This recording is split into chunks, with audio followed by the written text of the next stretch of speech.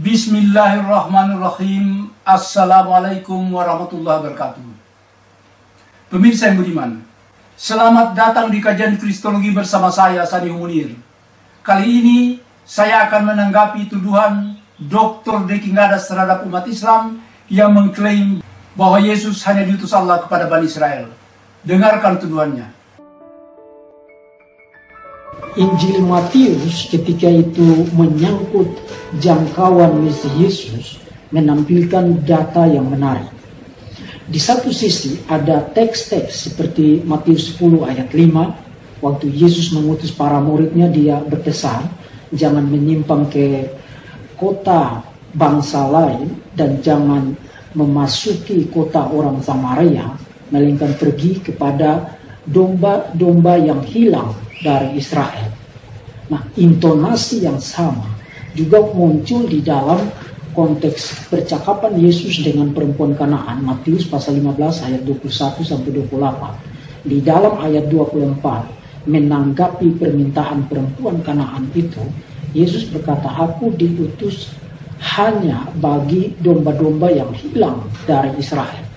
Jadi ada teks-teks dengan intonasi mengenai misi Yesus yang sangat partikular, terbatas hanya kepada Israel.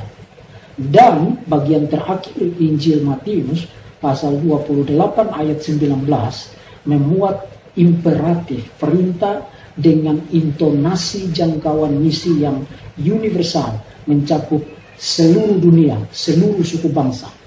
Jadi di satu sisi ada penekanan partikularitas dalam jangkauan misi Yesus, tapi di sisi lain ada penekanan universalitas dalam jangkauan misi Yesus. Nah, bagaimana kita memahami hubungan antara dua intonasi yang kelihatannya bersitegang satu sama lain di dalam Injil Matius mengenai jangkauan misi Yesus? Pemirsa, saudara Deki Ngadas ini adalah ilmuwan Kristen bergelar doktor. Luar biasa. Namun saya lihat dia lebih tepat disebut Doctor of Reading New Testament atau doktor di bidang membaca Alkitab Perjanjian Baru.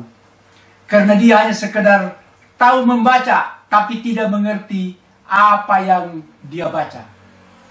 Oh ya, ada lagi. Bukan hanya itu saja.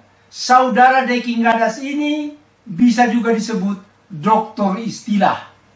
Karena dia sering menggunakan istilah-istilah keren tanpa memahami penggunaannya. Saudaraku Deki Ngadas, Anda menuduh umat Islam tidak mengerti misi Yesus karena membatasi hanya kepada Bani Israel sebagaimana diperlihatkan dalam Injil Matius 10 ayat 5-6 dan 15 ayat 24 yang dihubungkan dengan ayat-ayat Al-Quran. Anda lalu mengcounter umat Islam dengan mengajukan Matius pasal 28 ayat 19 yang Anda pahami sebagai misi universal Yesus ke seluruh dunia kepada semua bangsa-bangsa. Anda mengatakan, nah, bagi Muslims, teks-teks dengan intonasi partikular itu merupakan kawan untuk membuktikan bahwa Yesus itu diutus hanya sebagai nabi bagi bangsa Israel. Perhatikan bagaimana Yesus menggunakan terminologi monoteistik Yahudi untuk menjelaskan hubungan dirinya dengan Allah yang mengutusnya sebagai nabi untuk Bani Israel. Jawab Yesus, "Aku diutus sebagai nabi hanya kepada domba-domba yang sesat dari umat Israel." Matius pasal 15 ayat 24. Sedangkan bagi para apologet Kristen, ketika mendengar Muslim mencomot teks-teks seperti Matius pasal 10 ayat 5-6, pasal 15 ayat 24, para apologet Kristen umumnya pergi ke Matius pasal 28 ayat 19 untuk memperlihatkan, oh, ini ada jangkauan misi yang universal di dalam Injil Matius. Saudara Deki, saya sangat menyayangkan Anda yang menyandang gelar doktor, yang mendalami ilmu Perjanjian Baru. Namun nampaknya Anda diajari materi nonsen atau omong kosong. Karena kenyataannya Anda buta tentang konteks ayat-ayat yang Anda baca. Dr. Deki, perhatikan baik-baik. Yesus diutus Allah sebagai nabi khusus atau partikular hanya kepada Bani Israel. Titik. Itu juga yang ditulis oleh penulis Injil Matius. Titik. Tidak ada misi universal dalam Injil Matius. Lalu Anda mengutip video saya yang mengatakan bahwa Yesus diutus sebagai nabi dalam tanda kurung. Lalu Anda menuduh saya penipu. Begitu? Kan bagaimana Yesus menggunakan terminologi monoteistik Yahudi untuk menjelaskan hubungan dirinya dengan Allah yang mengutusnya sebagai nabi untuk Bani Israel. Jawab Yesus, "Aku diutus sebagai nabi hanya kepada domba-domba yang sesat dari umat Israel." Matius pasal 15 ayat 24. Benar-benar otakmu di mana, Dr. Deki Gadas? Dr. Deki Gadas, Anda sebagai ilmuwan seharusnya berterima kasih ketika saya menambahkan tanda kurung sebagai penjelasan ayat tersebut. Harusnya berterima kasih, bukan menyebut saya penipu. Mengapa? Pertama, ini bermanfaat bagi umat Islam untuk meneguhkan iman mereka bahwa Injil meneguhkan Al-Quran tentang misi Yesus sebagai nabi hanya kepada Bani Israel. Sementara, tanda kurung juga bermanfaat bagi kalian umat Kristen untuk menyadarkan kalian bahwa Yesus diutus Tuhan Allah sebagai nabi dan bukan diutus sebagai Tuhan selain Allah.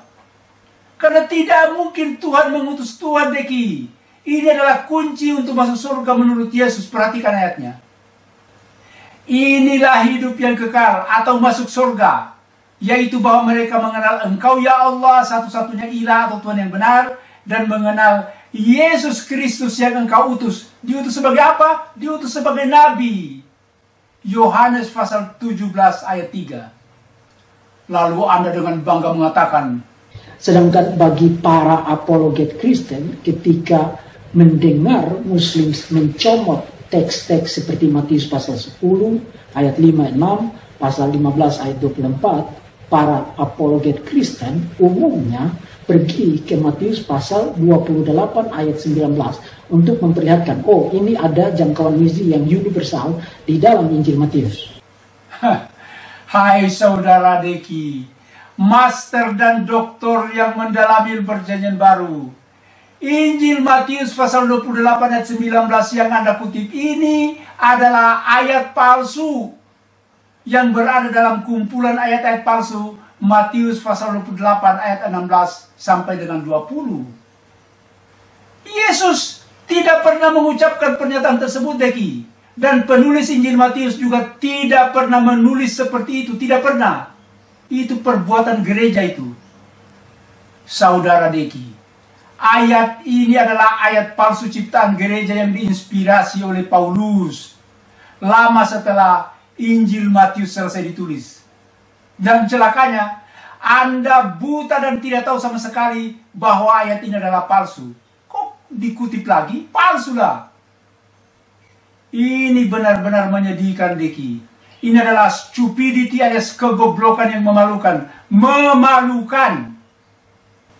Pemirsa, makanya tepat sekali penjelasan Uskup John Selby Spong. Uskup John Selby Spong dari New Jersey, Amerika Serikat, yang mengena pada diri Deki Gadas yang salah kaprah dalam kebodohan dengan mempercayai cerita bohong ayat-ayat palsu dalam bukunya Liberating the Gospel atau Memerdekakan Injil di halaman 12. Tapi mereka umat Kristen yang percaya seperti Deki Gadas ini juga tidak mau mengakui bahwa keimanan mereka ternyata dibangun di atas cerita bohong, kebodohan, dan salah kaprah yang parah. Saudara Deki, untuk membuktikan bahwa ayat yang Anda kutip ini adalah ayat palsu, silakan simak dan hayati pemaparan saya berikut ini agar saudara tidak lagi terjebak membahas ayat-ayat palsu. Pertama, Matius 28 ayat 19 ini yang Anda kutip berada dalam kumpulan ayat-ayat palsu Matius 28 pasal 28 ayat 16 sampai dengan 20 yang sangat jelas ciri-cirinya. Perhatikan Matius pasal 28 ayat 15 yang memperlihatkan ciri ayat penutup dari Injil Matius. Mereka menerima uang itu dan berbuat seperti yang dipesankan kepada mereka. Dan cerita ini tersiar di antara orang Yahudi sampai sekarang Pak Deki. Jadi, kalau ada ayat yang berikut, itu adalah ayat-ayat tambahan yang baru ditambahkan kemudian jauh setelah Injil ini selesai ditulis. Ini dijelaskan oleh Schoenfield, pakar Alkitab dan peneliti naskah Laut Mati dalam bukunya The Original New Testament di halaman 124. Apa katanya? Ayat ini, Matius 28 ayat 15, nampak sebagai ayat penutup Injil Matius. Dengan demikian, ayat-ayat selanjutnya, Matius pasal 28 ayat 16 sampai dengan 20, merupakan ayat-ayat tambahan yang baru ditambahkan kemudian. Begitu Pak Diki, belajarlah.